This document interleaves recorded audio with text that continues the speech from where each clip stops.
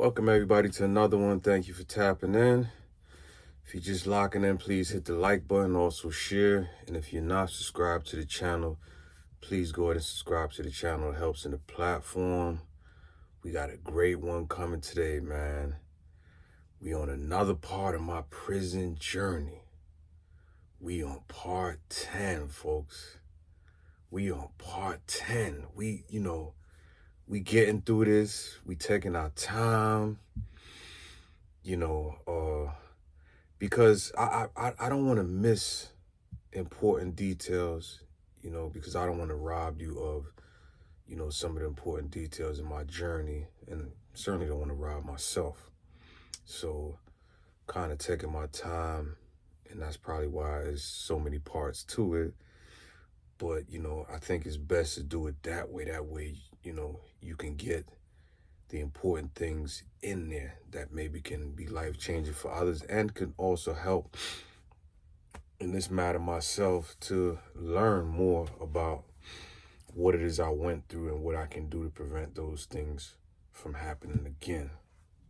So thank you so much again for tuning in. For those of you that's subscribed to the channel, words cannot express how grateful I am for that. It means a lot to me. It means that, you're interested in what you're hearing, and it makes me feel good that I can offer something to somebody that may be of help for them in getting through their day and possibly even their life. Who knows? For those of you that's not subscribed and you just watching, kind of figuring out, what's this about, thank you, for taking the time to do that.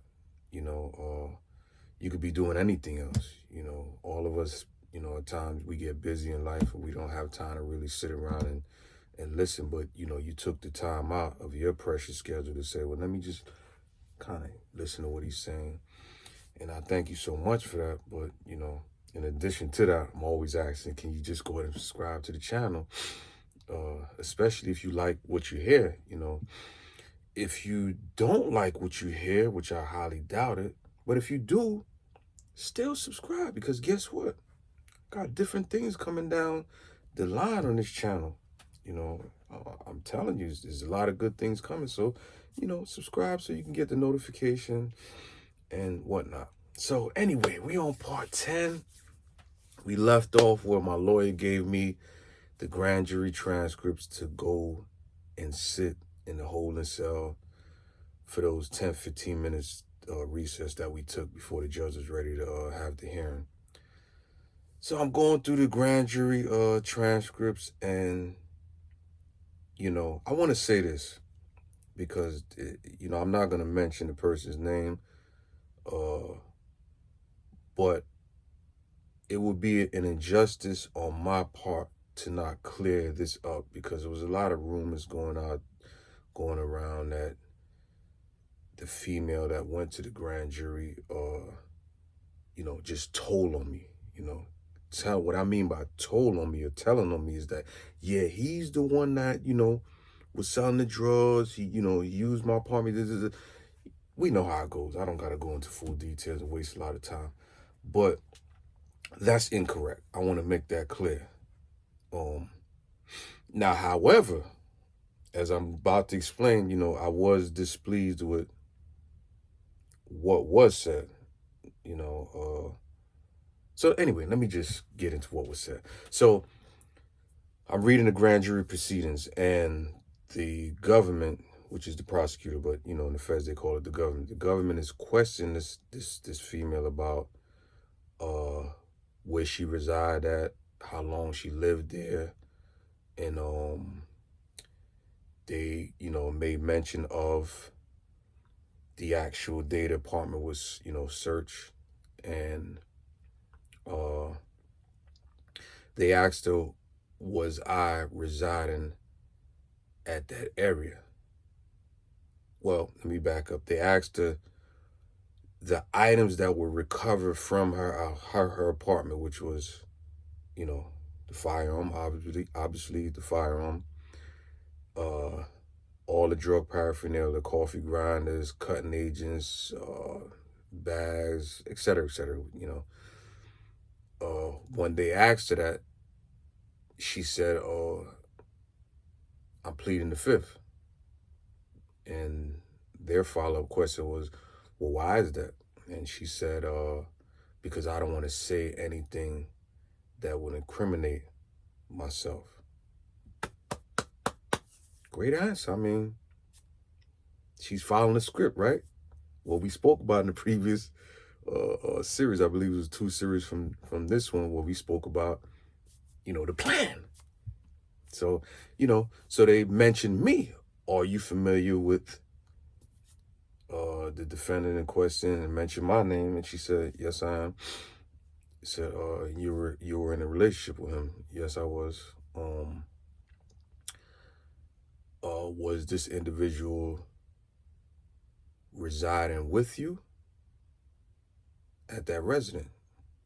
Her response was, I plead the fifth. Man, the plan is great. It's going according to plan, right, family? We looking sharp right now. We looking like we gonna walk away with a victory. Okay, so they kind of, went along the angles of, okay, well, and I'm paraphrasing. I have the transcripts at another location. I'll get it at a later date, but I'm kind of paraphrasing based on my memory. This is many years ago that I read it.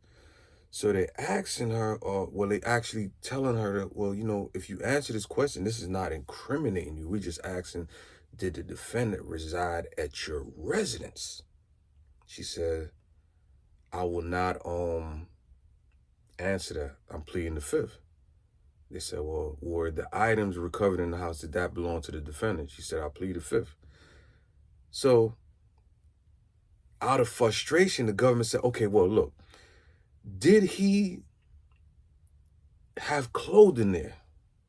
Now, you got to remember, the closet where the firearm was recovered, it was in a closet on top of a safe, that I had in there.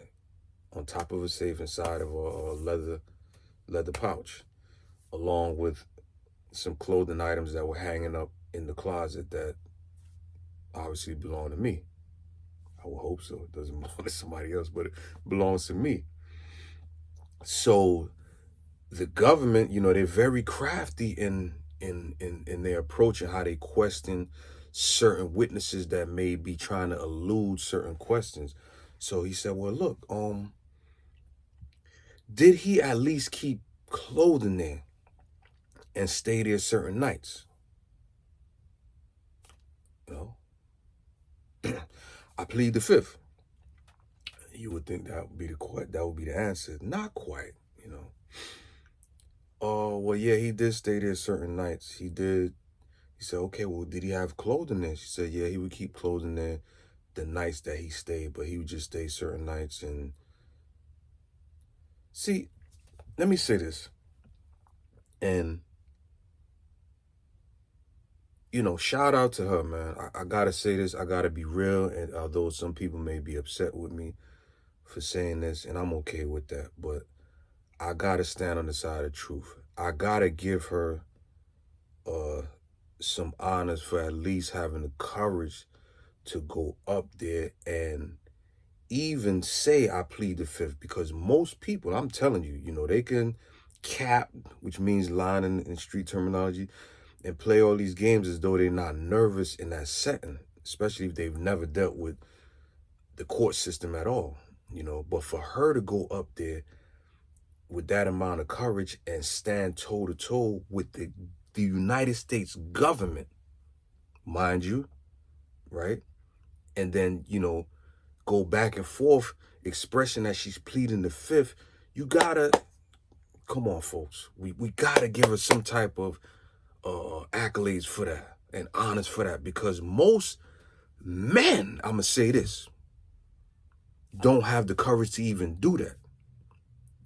They don't even have the courage to go in a precinct at the initial arrest and keep their damn mouth shut. So here's a woman that went up there and, initially she followed the plan, and then, kind of detour, not fully, but kind of just answered the question in a way where They said, okay, she's not actually saying it's his, but we got him.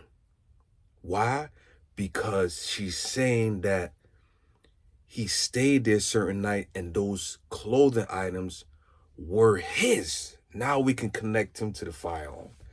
It's called constructive possession, as I uh, explained in a previous series on this prison series right here, right?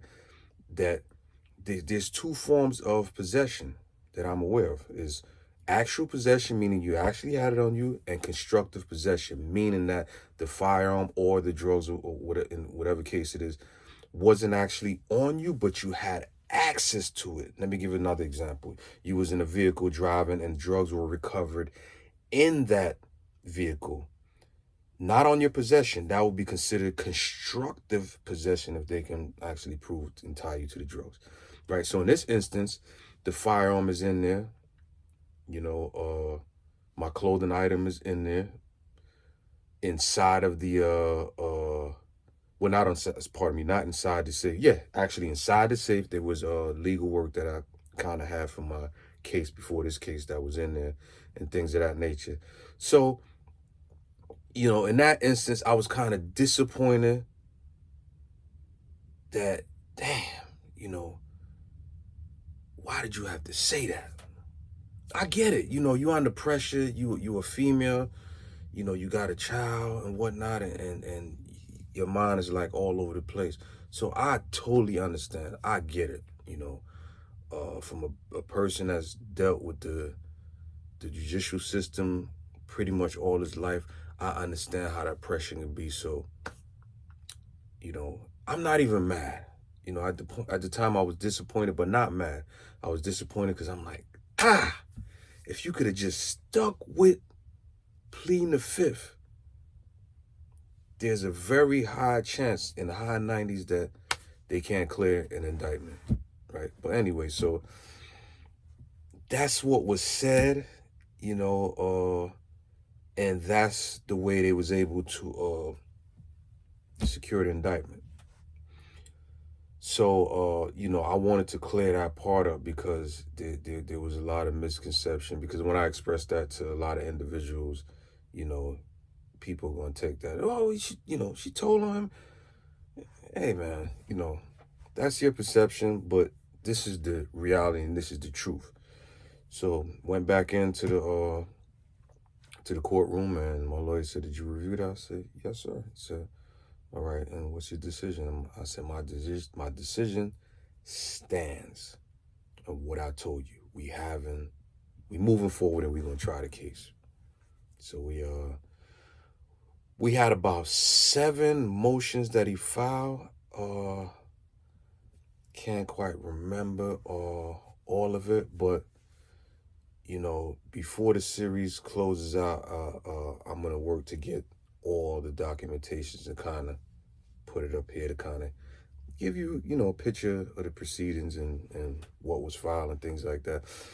But we only actually had the hearing for, I believe, 1 or 2. I believe it was 2, if I'm not mistaken, 2 motions that was filed, and the judge will make a ruling at a later date.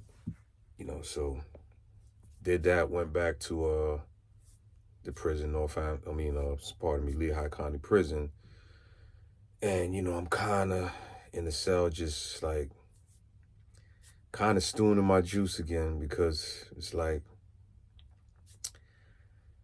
I really don't know what the future holds for me. I'm not even sure,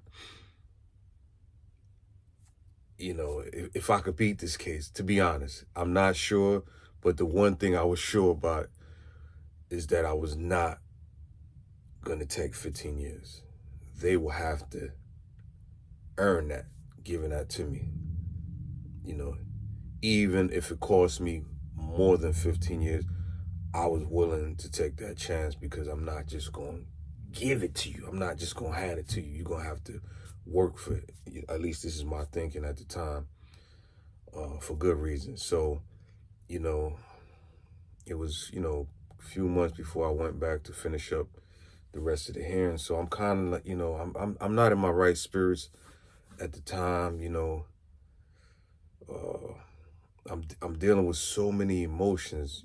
My family, they want to know what's going on. I can't give them definitive answers because I don't really know what's gonna happen, and that's kind of messing with me. That's the part of doing time in prison that a lot of people don't have a deep understanding of. At least people that's not in prison. They think that, okay, he's having a hard time because he's actually locked away in a cage, 23-1. He got to get up at a certain time. That is part of it, but the major part of it, in my opinion, is the psychological and mental and emotional part of it that oftentimes is not talked about.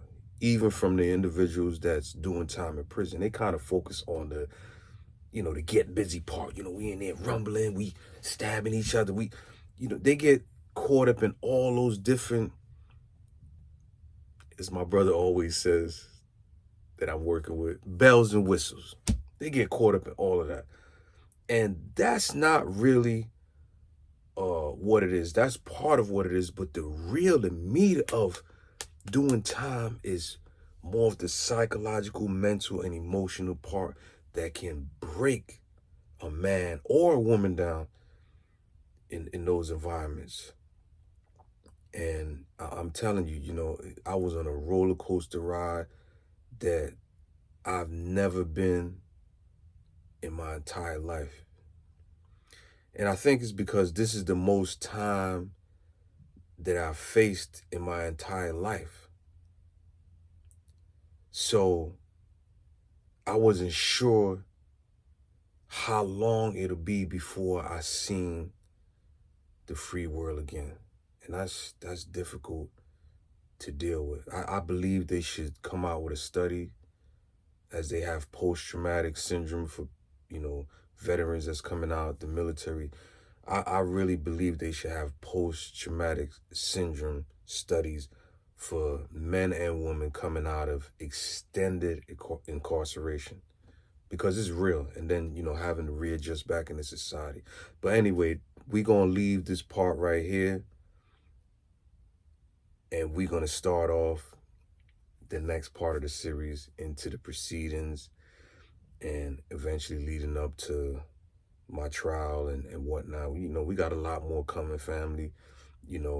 I would love to hear some feedback about, what you think so far about this series. What are you getting from it? What would you like to hear more about?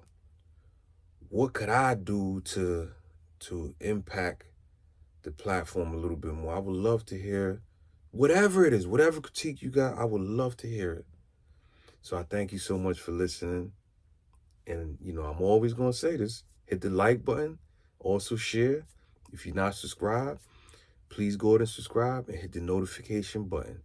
And I'm going to leave as I always do, each and every time. Please always remember, your potential for greatness is unlimited.